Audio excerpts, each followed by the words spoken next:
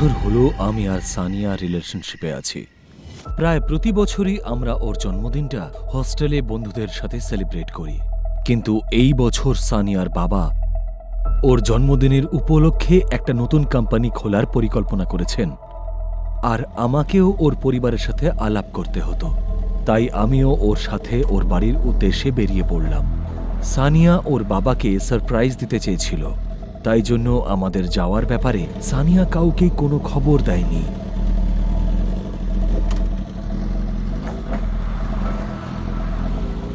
আমাদের গাড়িটি ওদের বাড়ির সামনে পৌঁছানো মাত্রই সানিয়ার মুখে একটা আনন্দের ছাপ দেখা দিল। গাড়িটা পার্ক করে আমরা দরজার দিকে এগোলাম। সানিয়া বেল বাজালো, সঙ্গে সঙ্গে ওর মা এসে দরজাটা খুলে দিল। সানিয়া এই বলে তার মা সানিয়াকে জড়িয়ে ধরল।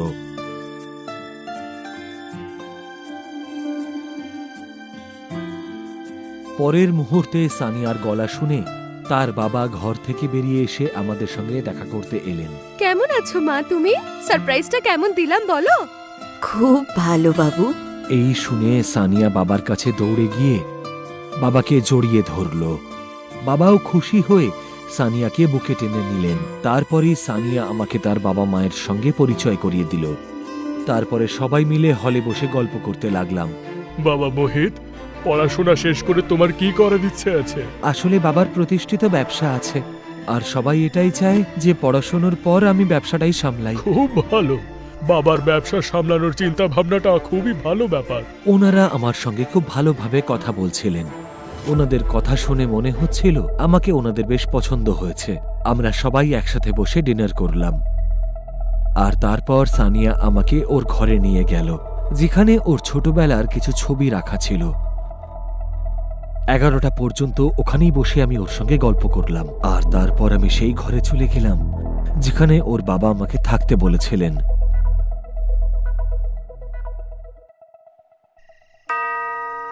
তখন প্রায় রাত 12:30 বাজে। Happy birthday to you, happy birthday to you. রাতের নিস্তব্ধতা ভেদ করে যখন এই আওয়াজটা সানিয়ার কানে পৌঁছল, হঠাৎই ওর ঘুম ভেঙে গেল। ও উঠে ল্যাম্পটা জ্বালালো, কিন্তু ঘরে কেউ ছিল না। Happy birthday to you, happy birthday to you. এইবারে আওয়াজটা আরো জোরে আসছিল। সানিয়া প্রচন্ড ভয় পেয়ে গেল। কে? মা, তুমি নাকি? মা! এই বলে সানিয়া উঠে দাঁড়ালো আর দৌড়ে দরজার কাছে গেল। Happy birthday to you, happy birthday to you. এইবারে সানিয়া আওয়াজটা শুনে থমকে দাঁড়িয়ে পড়ল। ওর মনে হচ্ছিল আওয়াজটা ওর পেছন থেকে আসছে, আর সঙ্গে সঙ্গে ও পিছনে ফিরে দেখল একটা মেয়ে নীল শাড়ি পরে ওর বিছানায় বসে আছে, যার খোলা চুল ওর পুরো মুখটাকে ঢেকে রেখেছিল। চুলের মাঝখান থেকে শুধুমাত্র তার লাল চোখটা দেখা যাচ্ছিল। এই দৃশ্য দেখেই সানিয়া খুব ভয় পেয়ে গেল আর মারাত্মক জোরে চিৎকার করে উঠল। মেয়েটি উঠে দাঁড়িয়ে বিদ্যুতের গতিতে সানিয়ার কাছে আসলো। সানিয়া আবার চিৎকার করে উঠল। সঙ্গে সঙ্গে ঘরের আলো নিভে গেল। পরের দিন সকালবেলা যখন আমার ঘুম ভাঙল, তখন প্রায় 8টা বাজে। আমি দরজা খুলে বেরোতে যাব, এমন সময়ে সানিয়ার সাথে ধাক্কা খেলাম। আরে, আমি তো তোমাকেই ডাকতে আসছিলাম।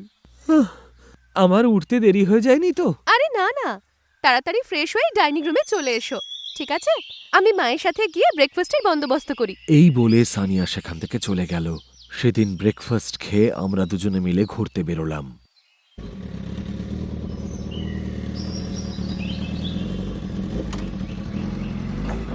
প্রায় 2 বছর বাদে সানিয়া ওর বাড়িতে এসেছিল, তাই সারা দিনটা আমাদের ঘোরাঘুরি করেই চলে গেল। তখন রাত 8টা বাজে। বাবা, 2 বছর ধরে আমার জন্মদিনটা বন্ধুদের সাথে পালন করেছি, কিন্তু এবছর আমি ঠিক করেছি শুধু তোমরা দুজন, আমি আর মোহিত একসাথে সেলিব্রেট করব। এই বলেই সানিয়া ওর মায়ের দিকে অদ্ভুতভাবে তাকালো। পরের দিন সকাল থেকেই আমরা ঘর সাজাতে ব্যস্ত হয়ে পড়লাম। 11:30 নাগাদ সানিয়া যখন নীল শাড়িটা পরে ওর ঘর থেকে বেরোলো, ওকে দেখে আমি প্রায় অজ্ঞান হয়ে গেলাম। আজ প্রথমবার আমি ওকে শাড়ি পরে দেখছিলাম। ওকে আজ অপরূপ সুন্দরী দেখাচ্ছিল। আমাকে দেখতে কেমন লাগছে? তোমার আবার শাড়ি পরার শখ কবে থেকে হলো? আমি তো এর আগেও কতবার শাড়ি পরেছি, তোমার মনে নেই? এই বলে রহস্যময় ভাবে সে হাসতে লাগলো। চলো, কেকটা কাটতে হবে তো।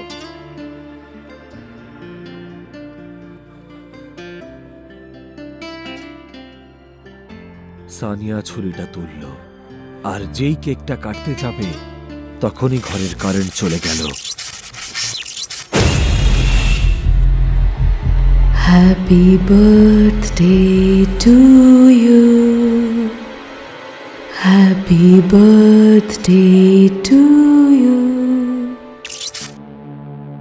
কারেন্ট আসা মাত্রই আমরা সবাই সানিয়াকে দেখে চমকে গেলাম।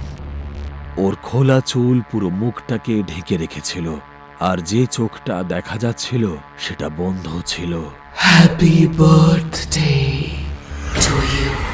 এই বলে সানিয়া যখন চোখ খুলল, ওর টকটকে লাল চোখ দেখে আমরা ভয় পেয়ে গেলাম।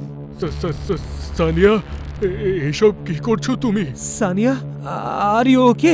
এই বলে যখনই ওর দিকে এগোলাম, ও আমাকে এত জোরে ধাক্কা মারলো যে আমি ছিটকে দেওয়ালের কাছে গিয়ে পড়লাম। Happy birthday to you. Happy birthday to you. বলতে বলতে ও মায়ের দিকে এগোলো। আমি সাহস করে উঠে দাঁড়ালাম আর ওর দিকে এগোলাম। এবারে ও চেয়ার তুলে আমার পায়ের দিকে ছুঁড়ে মারলো। এবারে সেই চেয়ারের ধাক্কাতে আমার পায়ে বেশ চোট লাগলো। আমার ওঠার মতন কোনো অবস্থা ছিল না, আর এগিয়ে গিয়ে ও মায়ের গলা চেপে ধরলো আর সজোরে টিপতে লাগলো।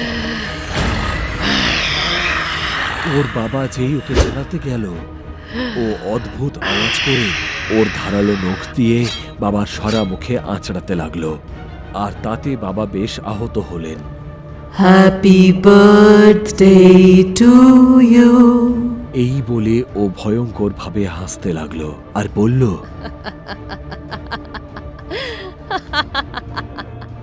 আজ আমার ছোট বোনের জন্মদিন, আর তোমরা আমাকে ছাড়াই সেটা সেলিব্রেট করতে চাইছো? কে তুমি? তুমি কে? আমি নাতাশা। শুনেই মা বাবা বেশ ভয় পেয়ে গেলেন আর বললেন, তুমি তুমি তো মরে গেছিলে, তাই না? আবার ফিরে কি করে আসতে পারো? এই বলতে বলতে সানিয়া হঠাৎ নর্মাল হয়ে গেল।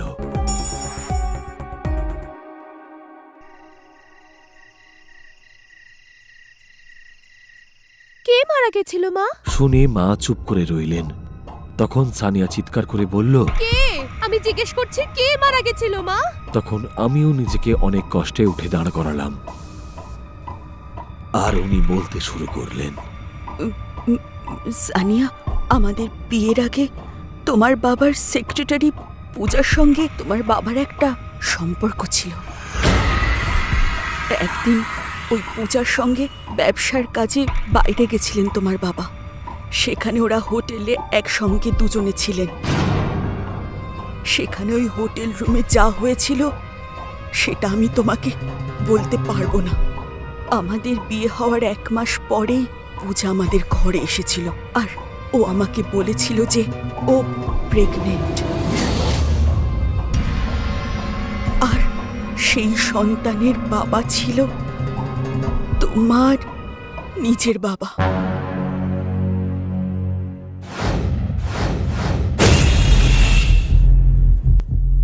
এটা শুনে আমার মাথায় আকাশ ভেঙে পড়েছিল, কিন্তু আমরা কোনো মতে ও যেন এই কথাটা কাউকে না বলে সেই জন্য রাজি করাই। কারণ যদি এই কথাটা সবাই জেনে যেত তাহলে তোমার বাবা আর আমার সম্মান মাটিতে মিশে যেত।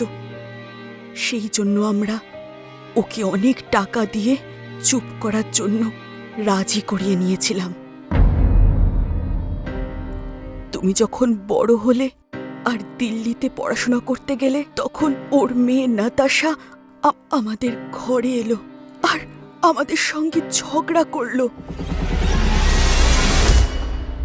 ওর মা মৃত্যুর সময় ওকে সত্যি বলে মারা গেছে, আর ও চাইছিল যে ওকে যেন তোমার বাবা মেয়ে বলে মেনে নেয়, কিন্তু আমরা নাতাশাকে বাড়ি থেকে তাড়িয়ে দিয়েছিলাম। তারপর তারপর কি হয়েছিল? তারপরে আমরা ওকে আর কখনোই দেখিনি। না, ব্যাপারটা সেরকম এই না। বলে তিনি কিছুক্ষণের জন্য থমকে গেলেন, তারপরে বললেন, একদিন যখন তুমি অফিসে ছিলে নাতাশা এসেছিল আমার ঘরে।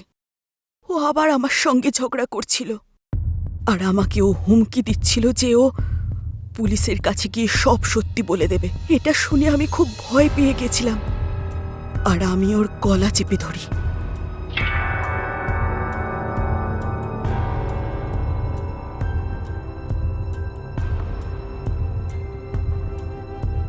তারপর ওর হাত পা বেঁধে স্টোর রুমে রেখে দিয়েছিলাম।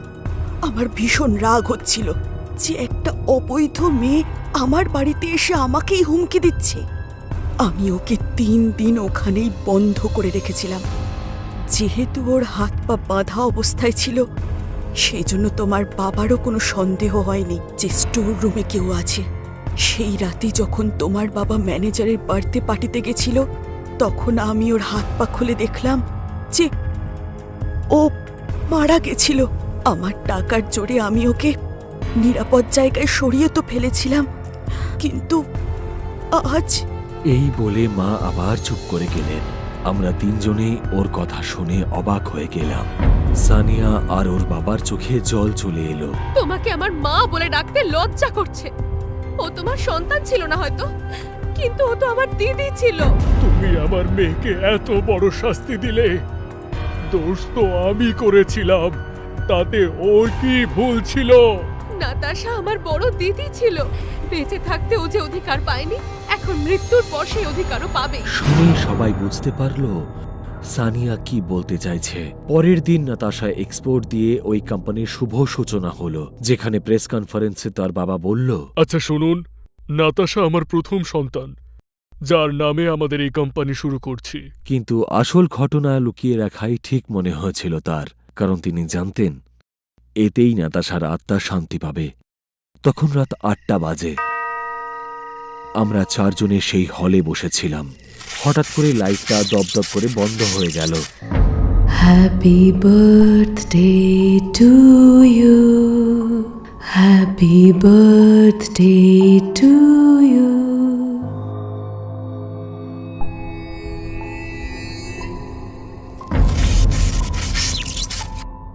লাইট জ্বলার পর আমরা দেখলাম সানিয়া আবার নাতাশার রূপে ফিরে গেছে।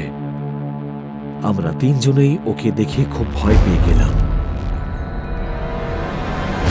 সানিয়া মায়ের গলা চেপে ধরল আর বলল, আমার নাম সবার সামনে এসেছে, তাই আজ আমি খুব খুশি, কিন্তু এখনো আমার প্রতিশোধ নেওয়া বাকি আছে। বলতে বলতে আবার ঘরের লাইটটা বন্ধ হয়ে গেল আর ও টানতে টানতে মাকে অন্য ঘরে নিয়ে গেল। আলো জ্বলতেই দেখলাম মা একা ওর সঙ্গে ঘরে আছে। Happy birthday to you, happy birthday to you. বলতে বলতে ও ল্যাম্পের দিকে এগোলো। ল্যাম্পটা হাতে তুলে তার কাঁচটা ভাঙল আর সোজা মায়ের গলায় ঢুকিয়ে দিল। মায়ের গলা দিয়ে কল কল করে রক্ত বেরোতে শুরু করলো আর মাটিতে পড়ে উনি ছটফট করতে শুরু করলেন। ওনার নিঃশ্বাস বন্ধ হয়ে যেতেই সানিয়া হাসতে শুরু করলো আর ওর মুখ থেকে সেই গানের আওয়াজটাই আমাদের কানে এসে পৌঁছলো। Happy birthday to you, Happy birthday to you.